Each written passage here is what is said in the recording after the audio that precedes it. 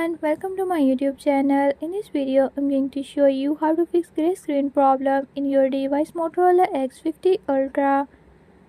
In this video, I'm gonna share few ways how to fix this issue. But before we get started, don't forget to hit the subscribe button and ring the notification bell. Make sure to watch complete video and learn I can do it. Let's get started.